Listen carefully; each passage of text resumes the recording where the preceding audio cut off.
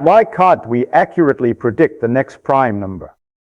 It sounds like a simple question, but in reality it is one of the hardest problems in mathematics for over 2,000 years. Think about it this way: since Isaac Newton in 1687, humans have been able to calculate the exact orbits of planets in the solar system.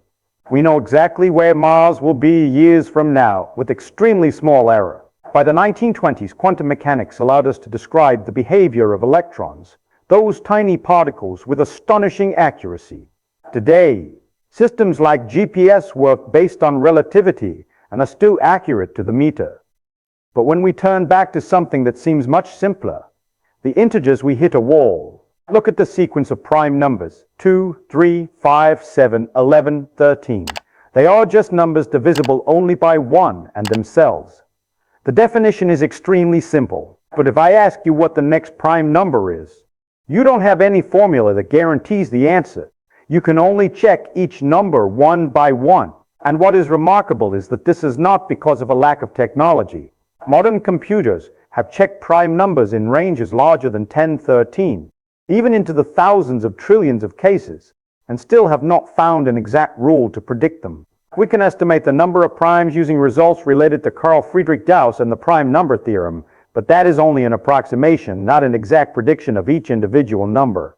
And this is what really confuses me. Why is a concept as simple as prime numbers harder to predict than the motion of planets or the behavior of elementary particles? The simpler the definition, the more it resists our intuition.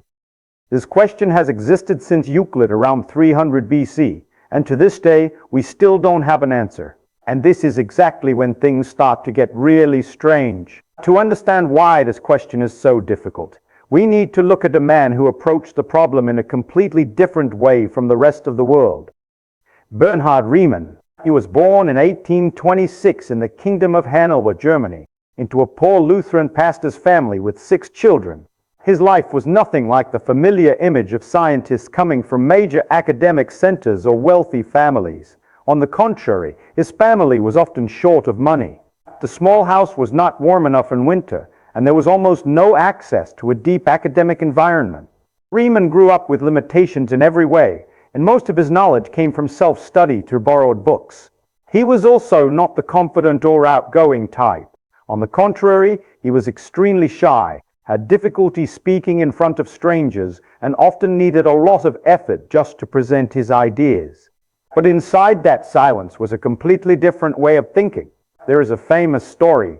As a teenager, he was given Adrien-Marie Legendre's Théorie des Nombres, a book on number theory, about 859 pages long, a volume that even university students would take many months to read. Riemann returned the book just a few days later and said he had understood the entire content. What is remarkable here is not the reading speed, but the ability to see the internal structure of mathematics in a way that others did not. In the context of the 19th century, when many mathematicians came from families with academic traditions or good financial conditions, Riemann was a rare exception, a person who rose from almost nothing. If you think Bernhard Riemann's story only stops at a self-taught boy with extraordinary memory, then everything really starts to change in 1851, when he defended his doctoral thesis at the University of Göttingen, one of the leading mathematics centers in Europe at the time, where the greatest minds of the 19th century gathered, including Carl Friedrich Gauss. But the interesting part is not that he completed a thesis, that in itself is nothing special in academia, but that he changed the way people understood one of the most basic concepts in mathematics, the function. Before Riemann, a function was usually understood as a clear formula, an expression you could write down, for example, y equals x squared or y equals sin x. That is, a specific rule that turns one number into another. But Riemann looked at the problem in a completely different way. For him, a function did not need to have a simple formula or even an expression that could be written compactly. It only needed to be a relationship, a mapping between values.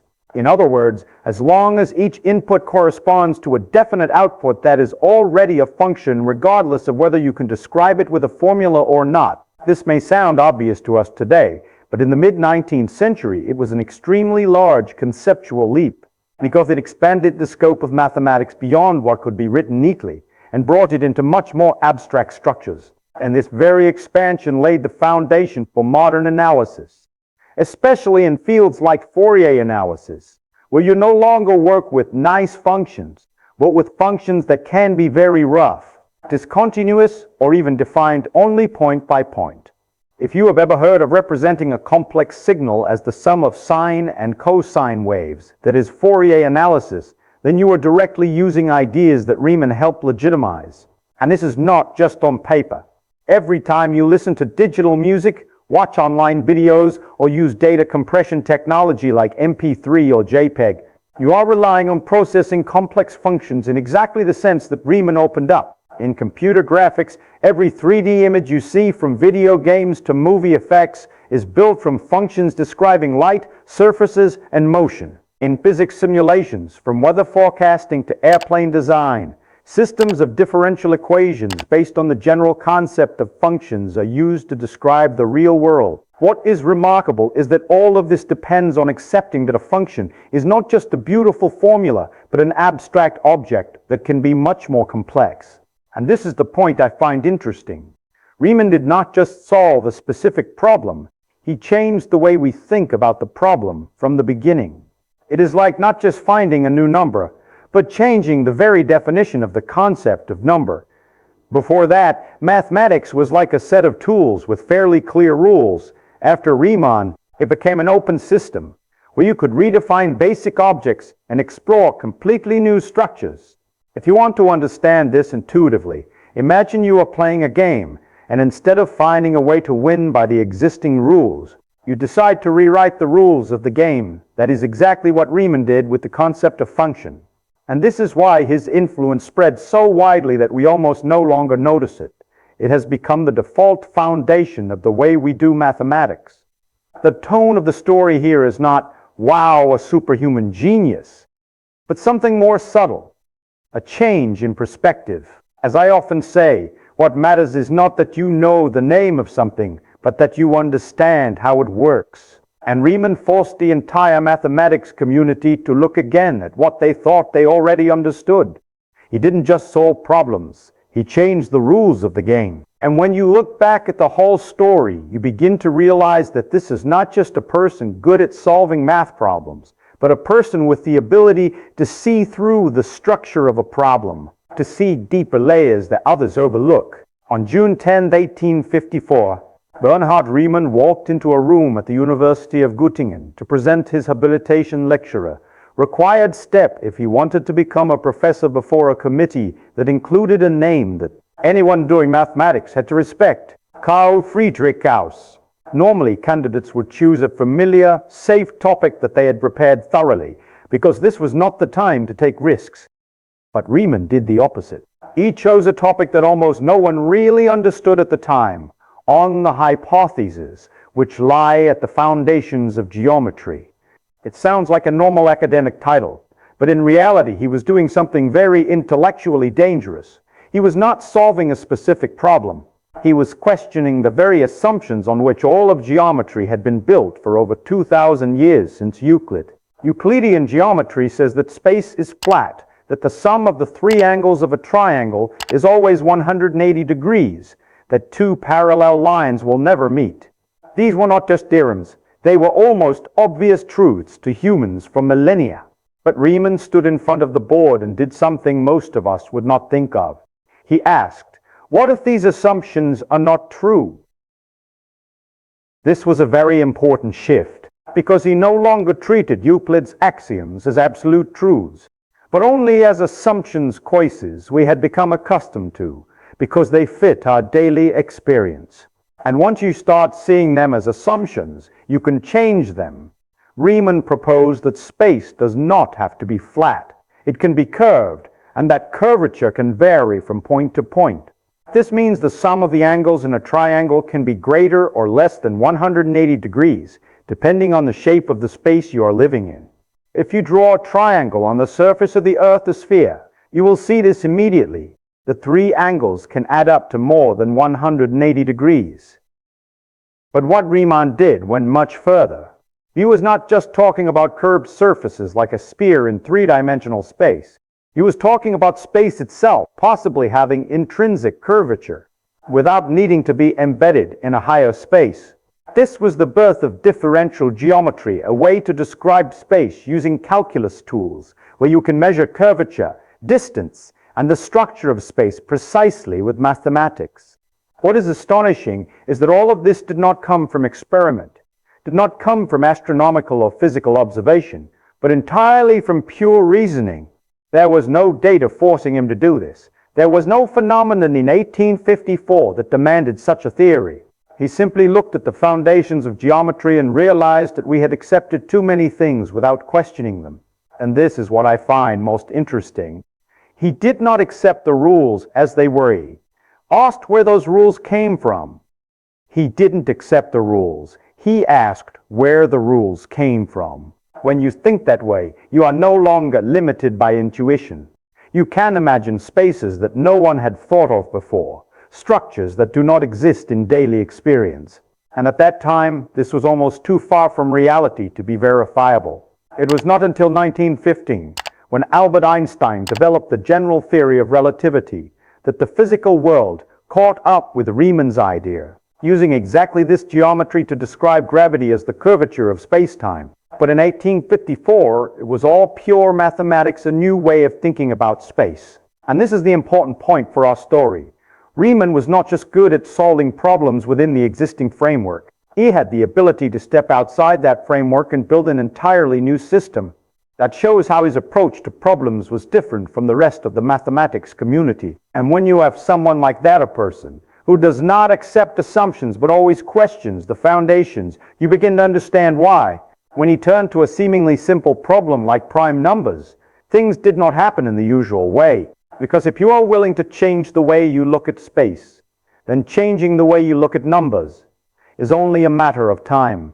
What is most remarkable in this story is not that Bernhard Riemann created a new mathematical system, but that this system, more than half a century later, became the foundation for understanding the very structure of the universe. In 1915, Albert Einstein published the general theory of relativity, a theory that completely changed the way humans understand gravity. Before that, since Isaac Newton in 1687, gravity was seen as an invisible force pulling objects toward each other, a model that worked very effectively for hundreds of years. But Newton did not explain the deeper nature of this force, how it propagates, and why it exists. Einstein approached the problem in a completely different direction. He eliminated the concept of force and instead described gravity as the consequence of space-time being curved. This may sound abstract, but in essence it means that objects are not pulled by gravitational force, but simply move along the curved shape of the space around them. A massive object like the Earth or the Sun distorts space-time, and other objects move along the natural curved paths in that structure, called geodesics. But to accurately describe this curvature, Einstein needed a mathematical language that was not yet widely popular at the beginning of the 20th century. That was precisely Riemann's differential geometry. Concepts like the metric tensor, intrinsic curvature, and how to measure distance in curved space all come directly from Riemann's work in 1854. This means Einstein did not invent the mathematical tools from scratch. He took a system that had existed for more than 60 years, built entirely from pure reasoning, and applied it to describe the physical world. This is what makes the story special. Riemann had no experimental data suggesting that space was actually curved. He simply questioned the assumptions and explored mathematical possibilities. But then, many decades later, physics confirmed that the real world operates exactly according to those possibilities. If you want to see this in everyday life, think about the GPS system. GPS satellites orbit the Earth at an altitude of about 20,000 kilometers and carry extremely accurate atomic clocks. However, due to the effect of general relativity, time on these satellites runs faster than time on the ground by about 45 microseconds per day. At the same time, due to the satellite's motion, special relativity makes time slow down by about 7 microseconds per day.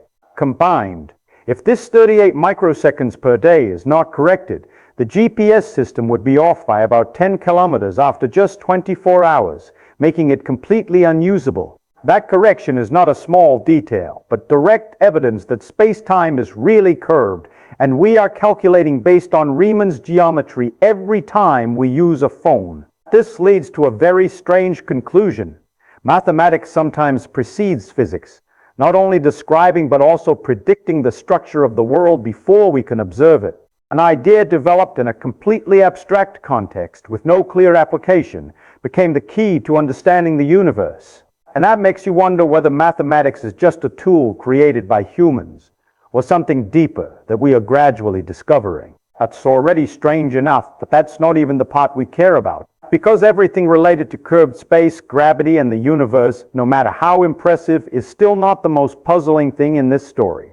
The irony is that after everything related to curved space-time and the structure of the universe, what we are about to talk about is simple to the point of being almost impossibly simple: the prime numbers. These are numbers that are only divisible by 1 and themselves.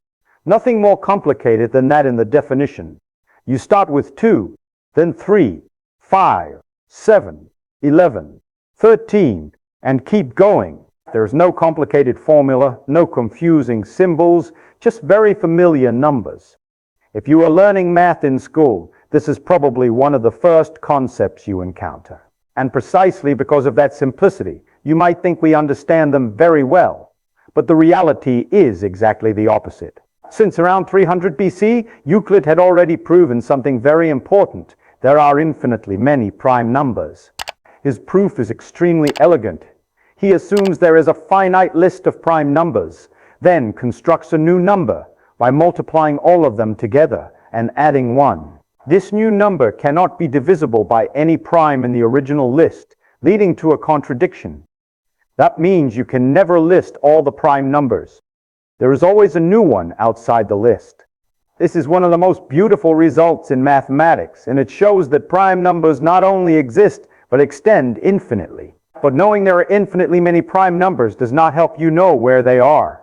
And this is where things start to get interesting. Prime numbers are often called the building blocks of mathematics, because every positive integer greater than 1 can be broken down into a product of prime numbers. For example, 12 equals 2 times 2 times 3, 30 equals 2 times 3 times 5, and 210 equals 2 times 3 times 5 times 7. This is not a random coincidence, but a fundamental theorem called the fundamental theorem of arithmetic, which says that every number has a unique factorization into prime factors. This makes prime numbers the bricks that cannot be broken down any further in the structure of arithmetic. Every number you see, from simple calculations to complex algorithms, is built from these bricks. If you remove prime numbers, the entire structure of arithmetic would collapse, and that is why we care about them. But this is also exactly where the paradox appears. The most basic bricks, the simplest things, are the hardest to understand. You see, these are the simplest numbers you can imagine. There is nothing complicated in the way they are defined, no hidden parameters, no complex transformations. And so your intuition tells you that they must follow some rule or pattern that you just need to be smart enough to find. But when you start looking at the list of prime numbers, you realize that they do not behave that way. The gaps between them are not even, do not increase steadily, and have no clear cycle. Sometimes you have two prime numbers very close together, like 11 and 13, only 2 units apart. But then you may have to go a much longer stretch before meeting the next one. For example, between 23 and 29 there is a larger gap. And when you get to larger numbers, these gaps can become very large, then suddenly narrow again. There is no simple rhythm you can grasp. This creates a very uncomfortable intellectual feeling. You have a set of objects defined extremely simply, but their behavior does not follow any easily visible rule. It is like having a very simple set of Lego blocks, but when you start building, you realize that the structures created are extremely complex and unpredictable. And this is the central contradiction of the story. Simplicity in definition does not lead to simplicity in behavior. On the contrary, it can lead to a level of complexity that we do not yet have the tools to fully understand. At the end of the 18th century, when he was still very young, Carl Friedrich Gauss became fascinated by this very question.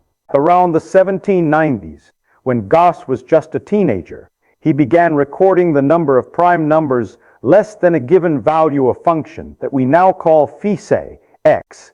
That is, the number of primes less than or equal to x. This was not an easy task at the time, because there were no computers and no supporting software. Everything had to be done by hand. But Gauss had something not everyone has: patience and strong intuition. He counted prime numbers up to about 3 million, a very large number for that era, and began to notice something interesting. As the numbers got larger, prime numbers seemed to appear less frequently.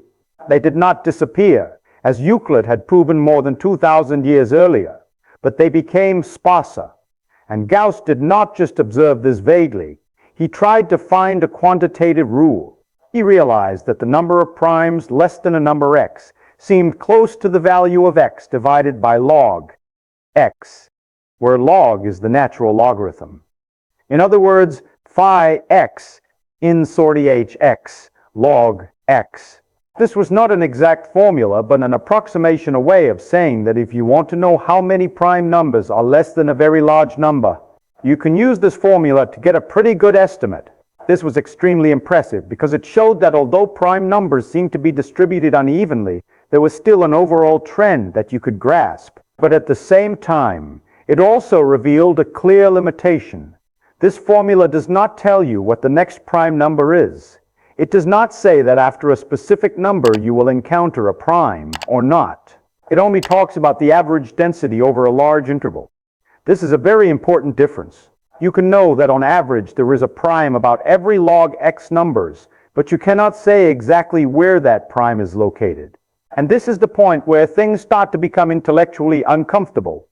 You have a clear rule at the overall level, but complete blindness at the detailed level. It was not until 1896, more than a century after Gauss's initial observations, that two mathematicians, Jacques Hadamard and Charles-Jean de Laval-Poussin, proved what is now called the prime number theorem, confirming that phi wire x really approaches x log x as x goes to infinity. This was a major step forward because it turned Gauss's intuition into a rigorous theorem. But even after this theorem existed, the core problem did not change. You still could not accurately predict the position of the prime numbers. You only knew their general trend. This is like knowing on average how many cars pass a road every hour, but not being able to say exactly when the next car will appear.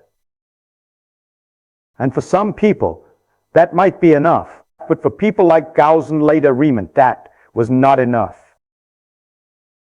They did not just want to know the trend. They wanted to understand the deeper structure underneath. This very shortfall, the gap between what we can estimate and what we really want to know, is what drove mathematics further. Because if there is an average rule, then perhaps there is also a more exact structure. We just have not seen it yet. By this point, you begin to see something very uncomfortable clearly. Although we have beautiful results like the prime number theorem, although we understand the overall trend of prime numbers quite well, when we return to the original question, what is the next prime number? We have no direct answer at all. There is no simple formula that you can plug a number n into and immediately get the nth prime number exactly, the way you can calculate n squared or sin n. There are very complex formulas that have been built in modern mathematics, but they are often theoretical or impractical to use. And more importantly, they do not give you a clear intuition about how the prime numbers are distributed. This means that in practice, the only way to know whether a number is prime is still to test it trial division or using prime testing algorithms case by case. And when you look at the gaps between prime numbers, everything becomes even more puzzling. Sometimes prime numbers appear very close together, like 11 and 13, or 17 and 19, only 2 units apart. These pairs even have their own name, twin primes. But right after that, you can encounter much longer gaps. For example, between 23 and 29, there is a gap of 6. Then between 89 and 97 is 8. And when you get to larger numbers, these gaps can increase very quickly. In fact, it has been proven that there can be arbitrarily large gaps between prime numbers, meaning you can find long stretches of consecutive numbers with no prime at all. A simple way to see this is to consider numbers of the form n, bras 2n, bras 2n, bras 3n, bras pra n plus n. All of them are not prime, showing that there can exist a long sequence of consecutive numbers containing no primes. This completely shatters any hope of a stable gap between prime numbers. But what makes everything truly puzzling is not only that the gaps can be large, but that they can also change suddenly. You can go through a region where prime numbers are quite sparse, then suddenly encounter a close pair, then return to large gaps again. There is no steady increase, no linear rhythm, no repeating cycle that you can recognize. If you try to plot a graph of the prime numbers, you will not see a smooth curve or a repeating pattern. You will see a rough, irregular structure, almost random. And this is exactly the point where our intuition begins to fail. In most areas of science, when you have a simple definition and a large enough set of data, you expect to find a clear rule of formula, an equation, a pattern. But with prime numbers, that does not happen. You have an extremely simple definition, you have infinite data, and you still cannot extract an exact rule to predict each case. This goes against the way we usually understand the world. It is like having all the pieces of a puzzle, but they do not fit together into any clear picture. And the longer you look, the more you feel that there is some structure hidden underneath, but it does not reveal itself in the way you expect. Because all the tools we usually use, intuition, pattern recognition, even powerful theorems, stop at describing trends and never touch the detailed essence of the problem. It is precisely at the moment when every path seems to lead to a dead end, when we cannot go further by counting or directly observing the prime numbers, that Bernhard Riemann appears with a completely different idea. In 1859, he published a paper only about 8 pages long with the German title Wer die Anzahl der Primzahlen unter einer gegebenen Größe, roughly translated as On the Number of Prime Numbers Less Than a Given Quantity. If you look at the length of the paper, you might think it is just a small note, a work of no great importance. But in reality, this is one of the most profoundly influential papers in the entire history of mathematics. What is remarkable is that this is also Riemann's only work on prime numbers, but it completely changed the way mathematicians approached this problem for more than a century afterward. Before Riemann, as we saw with Carl Friedrich Gauss, the approach was mainly counting, statistics, and looking for direct rules on the real number line. That is, looking at the numbers like 2, 3, 5, 7 and trying to find patterns in the way they appear. But Riemann realized that this approach might not be enough. If after hundreds of years we still could not find a clear rule by looking directly at the numbers, then perhaps the problem was not that we had not looked closely enough, but that we were looking in the wrong way. And this is the important shift. Instead of asking, where are the prime numbers located, he began to ask, is there another way to describe them? This is a very subtle but extremely profound change. It shifts the focus from listing the objects to finding a more abstract structure that can contain information about them.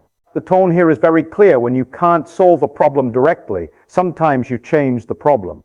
And to do that, Riemann left the familiar space of real numbers, those numbers we can draw on a simple number line, and stepped into a larger world, complex numbers. Complex numbers are numbers of the form a plus by, where I is the square root of 1. For many people at the time, this was still a rather abstract concept and not widely used in arithmetic. But Riemann saw in it a powerful tool. By expanding the concept of number into the complex plane, he could build new mathematical objects, functions, and structures that do not exist in the real number world. And it was in this space that he hoped to find what ordinary intuition could not provide.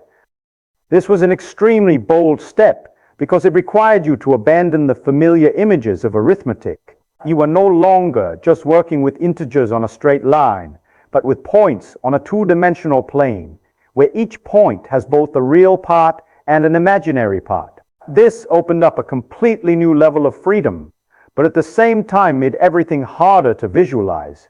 However, this very abstraction turned out to be the key. Instead of trying to find patterns directly in the sequence of prime numbers, Riemann found a way to encode information about them into a different structure of function in the complex plane, and then study that structure. This was the shift from looking at the surface of the problem to digging into its foundations. And when you do this, you no longer ask, what is the next prime number? But is there a structure that governs the way they appear? This is like instead of looking at each ripple on the water's surface, you try to understand the entire flow underneath. And that is exactly what Riemann began to do in his 1859 paper. He did not solve the problem in the traditional way. He translated it into a completely different language. Bernhard Riemann did not start from zero when approaching this problem. Instead, he built on an idea that had been laid down in the 18th century by Leonhard Euler, one of the greatest mathematicians in history. Euler had studied a function that we now call the zeta function, with the basic form theta s equals 1 plus 1 slash 2's s plus 1 slash theros plus 1 slash 4's s plus 1, where was initially understood as a real number greater than 1, so that the series would converge. At first glance, this is just a fairly simple infinite series. Nothing special if you only see it as a sum of fractions. But Euler discovered something completely unexpected. This series could be rewritten as an infinite product running over all the prime numbers, called the Euler product formula. Specifically, S T's will house 1 hour 1p. This means that all the information about the prime numbers, all of them, is compressed into a single expression. You no longer have to look at each prime individually. Instead, you have a single mathematical structure inside which everything is contained. This is an extremely important shift because it shows that the prime numbers are not completely discrete objects, but can be described through a more continuous structure. The tone here is very clear. It's like a machine. You put in a number, and somehow it knows something about primes. But Euler only worked with this function in a fairly safe range, where the series converges and everything still stays within the familiar intuition of real numbers. Riemann saw an opportunity to go further. He did not just want to understand a function at some points. He wanted to understand its entire structure. And to do that, he extended the variable s to the whole complex plane A two-dimensional space, where each point has both a real part and an imaginary part. This was a bold move, because when you do this, the original series thets no longer converges in many regions. In other words, the initial definition of the function no longer works. And this is where Riemann made a very deep technical step. He used analytic continuation to extend the zeta function to the entire complex plane, except for the point s equals 1 where the function has a singularity. The idea of analytic continuation is that you find another way to define the same function so that it still keeps its core properties, but can exist in regions where the original definition does not apply. This is not just a mathematical trick. It is a completely different way of looking at the function, where you are not bound by the initial formula, but care about the deeper structure of the object. When Riemann did this, the zeta function became an extremely rich object, with properties that you could not see if you only worked in the real number range. And more importantly, these properties are directly linked to the way the prime numbers are distributed. This means that instead of trying to find direct rules in the sequence of prime numbers, a task we have seen is almost impossible. Riemann shifted the problem to studying the behavior of a function in the complex plane. This is a strategic change. You are no longer looking at raw data, but at a structure that has been encoded to contain that information. And when you do this, the prime numbers no longer appear as discrete points on the number line, but as a hidden signal inside a continuous function. If you understand how this function behaves, how it oscillates, where it equals 0, where it has special features, you can infer information about the prime numbers. This is like no longer looking at individual particles, but analyzing the entire system through a wave model or a general function. And when Bernhard Riemann really started to dive deep into that zeta function, he no longer cared only about calculating its values, but shifted to a much more subtle question. Which points make this function equal to 0? In other words, he sought all values of such that s equals 0, these points are called the zeros of the zeta function. If you think intuitively, a function being 0 somewhere is not too special. Many functions have infinitely many solutions. But in this case, those solutions carry a much deeper meaning. Riemann quickly realized that the zeros of the zeta function are not all the same. There is a group that we can understand quite easily, called the trivial zeros, located at the negative even numbers like 2, 4, 6, 8, These points arise from the symmetry properties of the function, and technically they are not too hard to explain. If the story stopped there, there would probably be nothing special. But besides these trivial zeros, there exists another type of solutions that Riemann called non-trivial. Zeros lying in the complex region, specifically in the strip where the real part of S is between 0 and 1. This is where things start to become interesting in the true sense of the word. Now this is where it gets really interesting, because these solutions do not appear randomly as you might expect. When Riemann began calculating and observing them, he noticed that they seemed to follow some kind of structure. It is not a structure that is immediately obvious.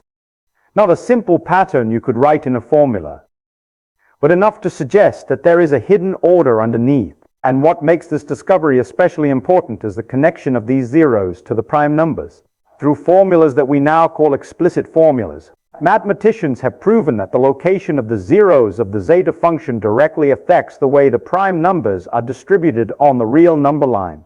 Visually speaking, if you know exactly where the zeros are, you can deduce exactly how the prime numbers oscillate around the average value that Gauss predicted. This turns the zeros into a kind of fingerprint of the prime numbers, fingerprints of them. You no longer look directly at the primes. You look at the traces they leave in a different structure, and if you can decode those traces, you can understand the entire system. This is an extremely important shift in thinking. Previously, all efforts focused on listing or estimating the prime numbers as a bottom-up approach. But with Riemann, we shift to a top-down approach. Instead of looking at each individual element, we look at the overall structure that those elements create. And in that structure, the zeros play the role of key points. You can imagine a complex system like a piece of music. The prime numbers are the individual notes, and the zeros are the points where the entire music changes its rhythm. If you understand those points, you understand the whole piece. This also explains why mathematicians began to focus so much on finding and analyzing these zeros. They did not just want to know that they exist. They wanted to know where they are, how they are distributed, and whether they follow any rule. And what they found only added to the mystery. The zeros do not seem to be distributed randomly, but have some kind of order, an order that we can sense but cannot fully prove. This leads to an extremely powerful idea. If you can fully understand the zeros of the zeta function, you will fully understand the prime numbers. But at the same time, it also shows the difficulty of the problem, because instead of solving a problem about integers, you now have to understand a complex structure in the complex number space, a place where our intuition almost no longer works effectively. And this is exactly why Riemann's approach both opened a new door and made the problem much deeper. He did not just change the tools, he changed the very nature of the question. From asking, where are the prime numbers located, we shift to asking, where are the zeros of a function in the complex plane located? And what do they say about the prime numbers? When Bernhard Riemann continued to follow those zeros in the complex plane, he realized something even stranger than their existence. It did not seem to be distributed arbitrarily, but instead concentrated along a very special straight line. Specifically, if you write each complex number as s equals 6, with cis plus it, with cis being the real part and t the imaginary part, then Riemann observed that the non-trivial zeros, the most important solutions of the zeta function, seem to all have the real part, s, exactly equal to 1 as 2. This means that in the entire complex plane, these solutions are not scattered everywhere, but lie along a single vertical straight line, where race equals 1/2. This line is now called the critical line. If you imagine the complex plane as a two-dimensional map, with the horizontal axis as the real part and the vertical axis as the imaginary part, then all these special points, the fingerprints of the prime numbers, are lined up on a single straight line running parallel to the imaginary axis. This is not something you would expect if you only looked at the original problem. There is nothing in the definition of prime numbers suggesting that such a structure must exist. There is nothing in the zeta function, at least in Leonhard Euler's original form, forcing the solutions to lie on this line. And that is precisely what makes this discovery so remarkable. Riemann calculated some of the first solutions he could access at the time very limited by today's standards. And in every case, they all lay exactly on this straight line. There were no exceptions. This does not prove that all the solutions are like that, but it is enough to suggest that this is not a random coincidence. The tone here is almost one of surprise mixed with doubt. There's no obvious reason this should be true, but it keeps happening. And this is exactly the point that made mathematicians stop and think. In mathematics, when you see a pattern repeating many times, especially in such a complex structure, you begin to suspect that there is a deeper law behind it. But in this case, that law does not reveal itself. There is no obvious symmetry of the zeta function forcing the zeros to lie on the critical line. There is no simple argument showing why the real part must be 1s2 instead of 0.4 or 0.6. And that creates a very special feeling. You have an extremely clear pattern, almost impossible to ignore, but no explanation. It is like looking at a series of perfectly aligned points in a painting, but not knowing why they are aligned that way. You know there is a rule, but the rule is hidden, and the more you look, the more you feel that there is something very deep here, a structure we have not yet touched. This also changes the way we think about the problem. Previously, the question was, how are the prime numbers distributed? Now the question becomes, why do the zeros of the zeta function lie on the critical line? Because if you can answer the second question, you will automatically add the answer to the first. This is a complete shift in thinking. And what makes it fascinating is the simplicity of the statement. The real part of all non-trivial zeros is 1 or 2. That is the entire story, at least on the surface. No complicated symbols, no lengthy structures. But behind that simple statement lies one of the greatest mysteries in mathematics. And when you stand before such a pattern clear, repeating but unexplained, you almost have no choice but to believe it must be true, even if you cannot yet prove it. And that is exactly the point Riemann reached. He did not have enough evidence to prove this for all the solutions, but he had enough intuition to believe it was not a coincidence. From all those observations, in 1859, Bernhard Riemann reached a conclusion that on the surface is extremely simple, but, if understood deeply, is almost frightening in its consequences. All the non-trivial zeros of the zeta function lie on the straight line where the real part is 1/2. That is the critical line. That is the entire statement, not lengthy, not complicated, not requiring pages of symbols. But this very simplicity is what makes it dangerous in the true sense of the word. It's a simple statement, and that's what makes it dangerous. Because in mathematics, simple statements often hide extremely deep structures underneath. And in this case, if the hypothesis is true, then it is not just a detail about a function in the complex plane. It would provide an almost perfect description of how the prime numbers are distributed. As we have seen, the zeros of the zeta function act as fingerprints of the primes, directly influencing the oscillations in the number of prime numbers around the average value that Carl Friedrich Gauss predicted through the formula x log x. If all the zeros really lie on the critical line, that means these oscillations are controlled at the most optimal level possible, and the error in estimating the number of primes will be very tightly bounded. In other words, this hypothesis is not just talking about the position of the solutions in an abstract plane, but also about the level of order hidden deep in the distribution of the prime numbers. It shows that although on the surface the prime numbers look random, underneath there is an extremely subtle and precise structure. But what is remarkable is that Riemann did not prove this hypothesis. In his 1859 paper, he only mentioned it very briefly, almost as a side remark, without providing any detailed argument. He wrote that he had checked some cases and believed it was true, but he did not give a general proof. This makes the hypothesis special. It is not a theorem, not a proven result, but a conjecture, a statement based on the deep intuition of one of the most outstanding mathematical minds of the era. And from that moment it became one of the central problems of mathematics. If this hypothesis is true, it will confirm that we are on the right track in understanding the prime numbers, and many other results in number theory will be strengthened.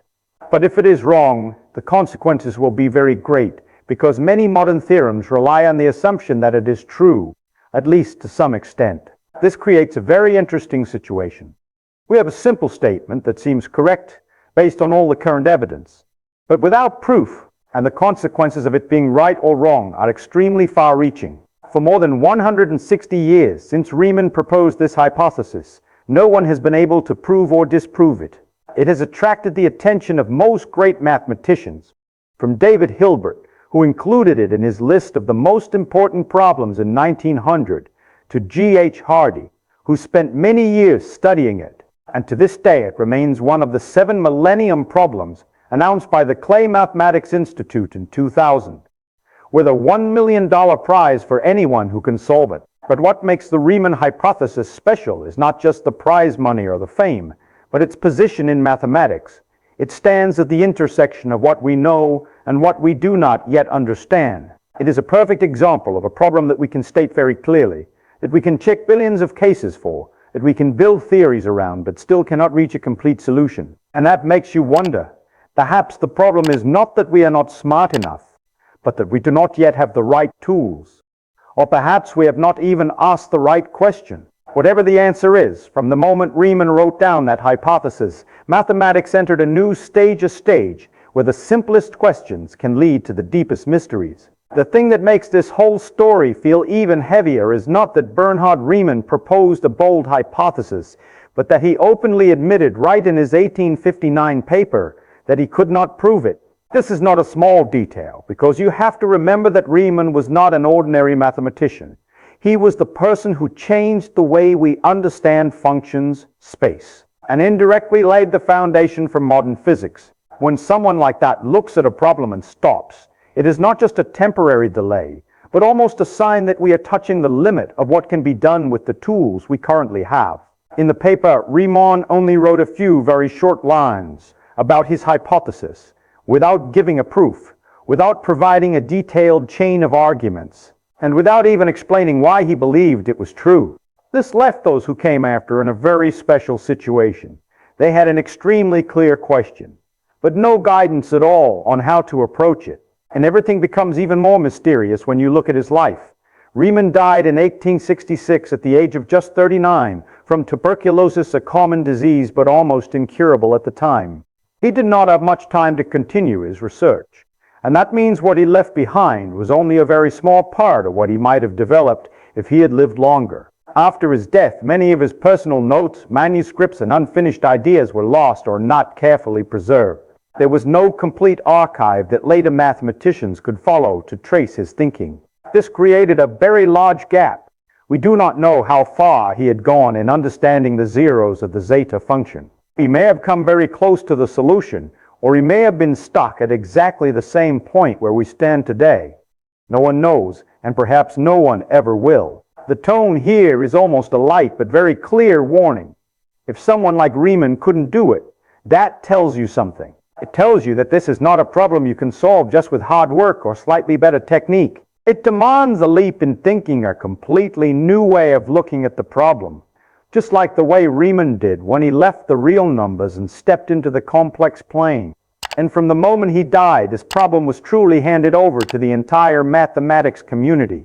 There was no longer a founder to guide the way, no detailed notes to continue from. Only a simple statement and a strong belief that it must be true. This is the first boundary of the problem, a point where even one of the greatest minds had to stop. And when you stand before that boundary, you begin to realize that the question about prime numbers is no longer just a technical question in mathematics, but a question about the very limits of human cognition. How far can we understand structures that start out so simple before they become too complex for our intuition?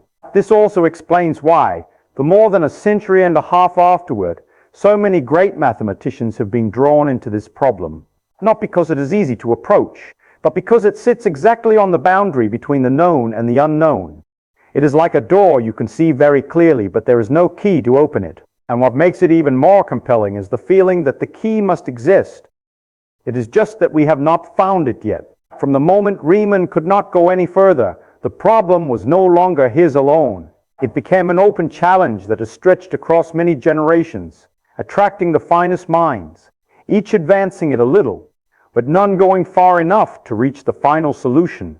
From the point where the problem was left as an open challenge, you might think this is just an abstract question, an intellectual game with no impact on the real world. But the reality is exactly the opposite. Prime numbers today sit at the center of the entire modern security system. Everything from bank transactions and email to logging into a website depends on a very simple but powerful idea. The fact that factoring a very large number into its prime factors is extremely difficult. This is the foundation of the RSA encryption system developed in 1977 by Ron Rivest, Adi Shamir, and Leonard Adleman. The idea behind RSA is very intuitive. You take two very large prime numbers, multiply them to create a number n, and publish n as part of the public key. Anyone can use n to encrypt information sent to you, but to decrypt it, they need to know the two original prime numbers. And the problem is, if those numbers are large enough, for example, 1 tone of 4-bit or 2048-bit, equivalent to numbers with hundreds of digits, then factoring n back into its prime factors is an extremely hard problem, even for the most powerful computers today. This creates a security system in which safety does not rely on keeping the algorithm secret, but on the difficulty of a mathematical problem. And that problem is precisely about prime numbers. What is interesting is that the entire system depends on the fact that prime numbers cannot be predicted accurately.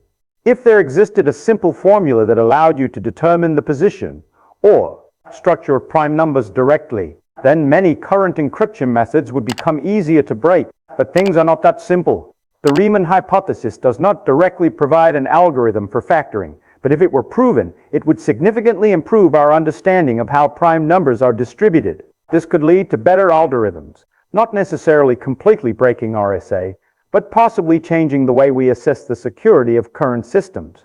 For example, 2048-bit encryption keys today are considered safe because the time required to factor such a large number far exceeds the practical capability of computers. But if we understand the structure of prime numbers more deeply, we might find more optimal ways to approach this problem. And when you talk about billions of financial transactions every day, about personal data, about medical information, about communications between governments, then any change in the mathematical foundation of security could have a very large impact. The tone here must be clear. This isn't just math, this affects the real world. This is no longer a question confined to textbooks or mathematics conferences. It relates directly to how modern society functions. The internet you use every day operates on security protocols like HTTPS, which use encryption systems based on prime numbers. Banks protect your accounts with encryption keys based on problems we believe are hard. Technology companies store your data based on the assumption that no one can quickly factor large numbers into primes. And all of that goes back to a basic question. How well do we really understand prime numbers? What makes the situation interesting is the gap between the level of application and the level of understanding. We are building the entire digital infrastructure of the world on an object we do not fully understand. We know enough to use them, but not enough to fully control their behavior. And the Riemann hypothesis sits exactly in the center of that gap. If it were proven, it would not immediately break global security systems, but it would change the way we view the problem. It would give us a clearer picture of the structure of prime numbers, and from there could lead to advances or risks that we cannot currently predict. This raises the stakes of the problem from a theoretical question to one with real-world impact. From the moment the problem left Bernhard Riemann's hands and entered the 20th century, it quickly became one of the greatest goals of modern mathematics, attracting almost every outstanding mind. In 1900, at the International Congress of Mathematicians in Paris, David Hilbert announced a list of 23 problems he considered the most important for mathematics in the new century. And although the Riemann hypothesis was not listed directly as a separate item, the spirit of it, the question about the distribution of prime numbers, was emphasized by Hilbert as one of the central problems that mathematics needed to solve. This placed the problem in a special position. It was no longer just Riemann's individual idea, but a common goal for the entire global mathematics community. In the following decades, many mathematicians began attacking the problem from many different directions.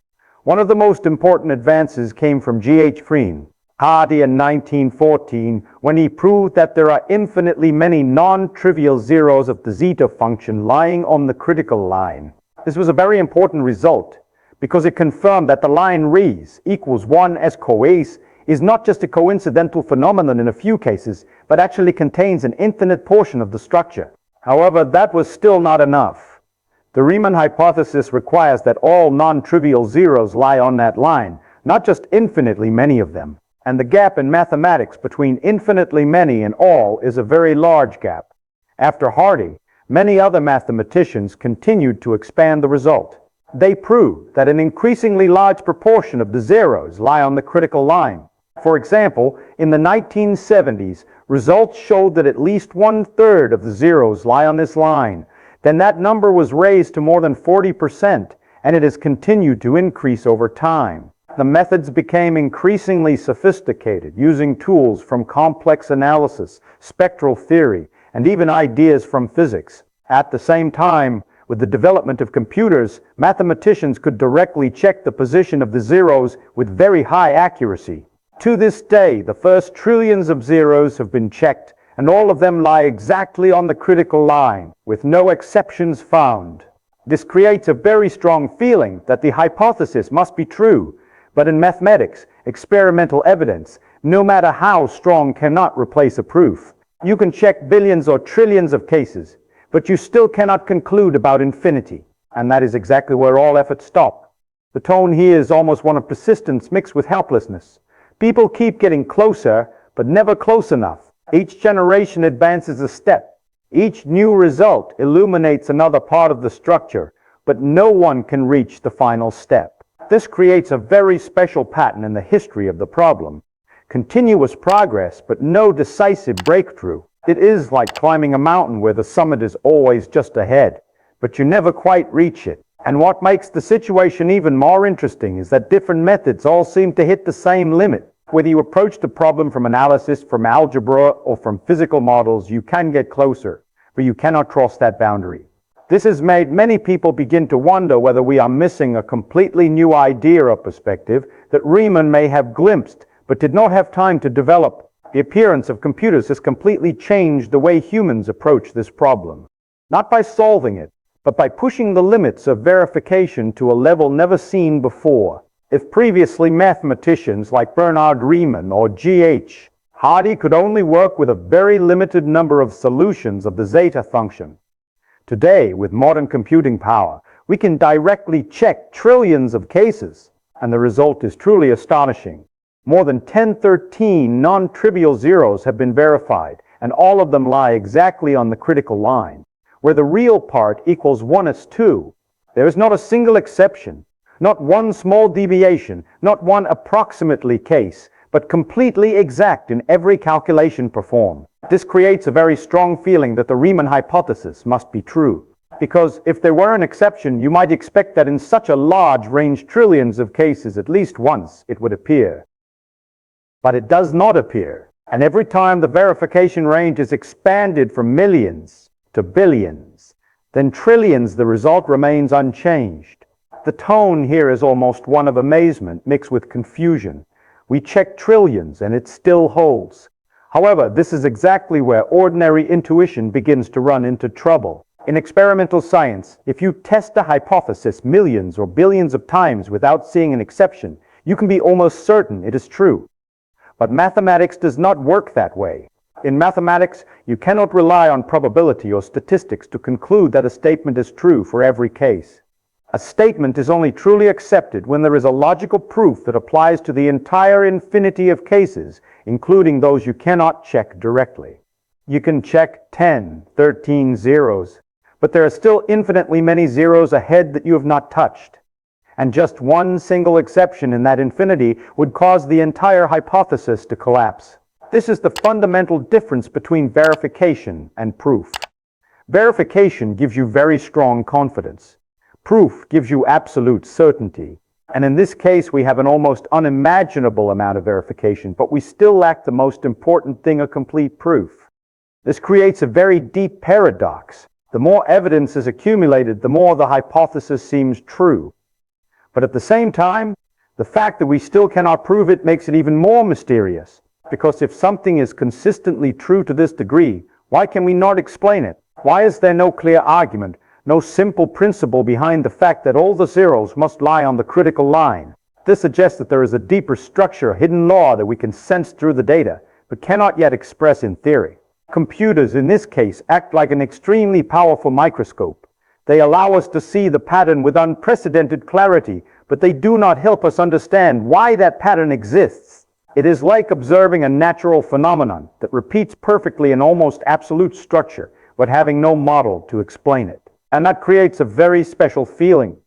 You know you are seeing the truth, but you do not know the reason behind that truth. This is why the central paradox of this story becomes clearer than ever. The more we verify, the more we believe the hypothesis is true. But at the same time, we also realize more clearly that we do not understand it. The point that makes this whole story intellectually tense is not that we lack data, but the data, no matter how strong, is never enough in mathematics. In experimental science, if you have a hypothesis and you test it millions or billions of times without seeing an exception, you can almost consider it true. That is how physics, chemistry, and biology work. You measure, you observe, you build models, and if the model fits reality in every experiment you can perform, you accept it as a reliable description of the world. But mathematics does not work like that. In mathematics, there is no concept of almost certain. A statement is either true for every case or false because of a single exception. And this creates an extremely profound difference between the two fields. In science, strong evidence can be enough. In mathematics, you need an absolute proof, a chain of logical arguments with no gaps. And that is exactly where the Riemann hypothesis becomes particularly uncomfortable. We have checked more than 10 and 13 cases, and all of them are correct. There are no exceptions, no signs that the hypothesis is wrong. If this were a physical theory, we would have almost certainly accepted it long ago and built additional models based on it. But in mathematics, that has no decisive value if you do not have a proof. The tone here must be extremely clear. Math doesn't care how convincing the evidence is. Mathematics does not care how much data you have, how many times you have checked, or how confident you are. It only cares about one thing, whether you can prove the statement is true for every case or not. And if the answer is no, then you have not finished the problem. This goes against human intuition. We are used to reasoning based on experience, based on probability, based on what always happens. If something repeats trillions of times without exception, we can hardly believe it could be wrong. But mathematics forces you to keep a very uncomfortable possibility that somewhere in infinity there may exist a case that breaks the entire pattern.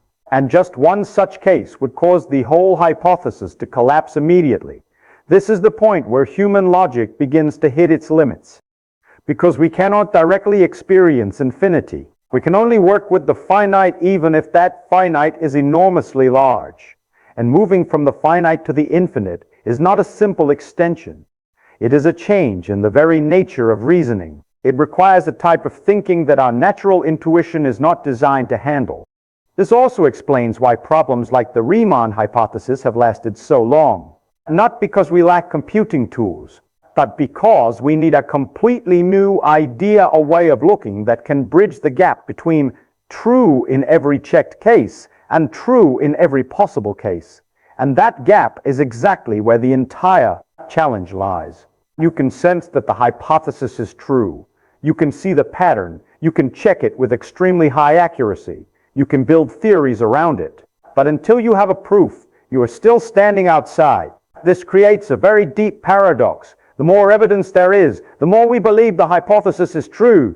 But at the same time, the inability to prove it shows that we do not yet understand it. At some point, when you have considered all the evidence, all the efforts, all the progress spanning more than a century and a half, you begin to face a possibility that is much more uncomfortable than the idea that this problem is simply hard. Perhaps the problem does not lie in the prime numbers themselves, but in the way we are trying to understand them. Because if you look back at the entire history, from Bernhard Riemann to modern mathematicians, you will see a very clear pattern. Every step forward is reasonable. Every method is sophisticated. Every result is correct. But all of them stop before the same boundary. This suggests that perhaps we do not yet have the right tools. It is not that we lack computing power. We already have computers checking trillions of cases. It is not that we lack persistence. Hundreds of outstanding minds have worked on this problem. Rather, we may be missing a fundamental idea, a completely different perspective that we have not yet imagined. If you look back at the history of science, this is not something that has never happened. Before Isaac Newton, humans had observed the motion of planets for thousands of years. They had data, they had approximate models, but they did not have a unified theory to explain gravity. Not because gravity was too complicated, but because they did not yet have the right mathematical language to describe it. When Newton appeared, he did not just solve a specific problem. He changed the way we look at motion and force. And suddenly, things that previously seemed disconnected became clear and connected. This raises a very direct question for our problem. Are we in a similar situation? Is it possible that we already have enough data about the prime numbers, enough evidence for the Riemann hypothesis, but we are missing the right framework to understand them? The tone here becomes very personal, very direct. Maybe the problem isn't the primes, maybe it's us. Perhaps the prime numbers are not mysterious in the way we think. Perhaps they fully obey a clear law, but that law lies outside our current way of thinking. And if that is true, then trying to solve the problem with current methods may be like trying to understand quantum mechanics with classical physics intuition. You can go far to a certain point, but after that, you will always hit a wall. This also explains why many different approaches, analysis, algebra, geometry, even ideas from theoretical physics all come close to the solution, but cannot cross the final boundary. Perhaps all those methods are correct within their scope, but not enough to reach the deepest structure of the problem. And that leads to an even deeper thought. Perhaps this problem is not just a question about prime numbers, but a test of the very way we do mathematics. It forces us to re-examine the assumptions we take for granted, just as Riemann did with geometry. It forces us to ask whether the tools we are using, those concepts, those methods, are really suitable for describing what we are trying to understand. And if the answer is no, then the solution is not to try a little harder in the same direction, but to find a completely new direction. But this is the hardest part, because you cannot find a new idea by applying old ideas. You have to step outside, accept that what you know may not be enough, and that is not easy, even for the most outstanding minds. So when you look at the Riemann hypothesis today, you do not just see an unsolved problem. You see a boundary, a place where our current knowledge stops. When we return to the original question, why can't we accurately predict the prime numbers? You begin to see that the problem is no longer as simple as it first seemed. At the beginning, it sounded like a technical shortcoming. We just need a better formula, a clearer pattern, and everything will be solved. But after the entire journey we have just taken from Euclid, who proved there are infinitely many prime numbers, to Carl Friedrich Gauss, who saw their overall trend, to Bernhard Riemann, who moved the whole problem into the complex plane, the question no longer carries its original meaning. Now when you ask, why can't we predict the primes? You are not just asking about a formula, but touching the very essence of how mathematics describes the world. Perhaps the simple answer is, prime numbers do not follow a simple rule. Perhaps there is no neat expression, no linear formula, no repeating cycle that you can write down and use to predict each prime number. And if that is true, then our inability to predict them is not a failure, but a natural feature of the system. But at the same time, there is another possibility, much more subtle. The rule may exist, but not in the place we are looking. As Riemann pointed out, prime numbers may not reveal their rule on the real number line, where we are used to looking, but only reveal it when you look at them through a deeper structure, like the zeta function in the complex plane. That means the problem is not that there is no rule, but that the rule lies at a level that our ordinary intuition cannot reach. This is like the history of physics before Isaac Newton. Humans had observed the motion of planets for thousands of years, had data, had calculation tables, had approximate models, but no unified theory to explain them. And when Newton appeared, he did not just add a formula, he changed the entire way we understand motion. This raises a very uncomfortable question for the current situation. Are we missing a Newton for the prime numbers? Is there a completely different perspective that, if we find it, would make the whole problem much clearer? When you look back at the entire journey, you see a very logical sequence of steps. We started from basic concepts, realized that prime numbers are the bricks of arithmetic, tried to find direct patterns and failed, moved on to finding overall trends, and finally entered a more abstract space with Riemann. Each step is reasonable, each step brings deeper understanding, but at the same time, each step also brings us closer to a boundary we cannot yet cross. And that creates a very special feeling. We are not completely blind, but we do not truly understand. We are standing in an intermediate position, where we can see the shape of the answer, but cannot touch it. And perhaps that is the very nature of this question. It is not that the prime numbers cannot be predicted, but that they cannot yet be predicted with the tools and ways of thinking we currently have. Perhaps in the future, with a new idea, a new mathematical language, or a different perspective, this question will become much simpler, but at the present moment, it remains a powerful reminder that even the simplest concepts numbers we learn from childhood can still contain mysteries we have not fully understood. And that is not necessarily a failure. It may simply be a sign that we are still in the middle of the journey, that what we know is only a very small part of a much larger structure. If you need a milestone to see how alive this problem still is in the modern era, then in 2000, the Clay Mathematics Institute placed the Riemann hypothesis on the list of 7 Millennium Problems, the most important unsolved questions in mathematics, along with a $1 million prize for anyone who can prove or disprove it. This is not just a financial reward.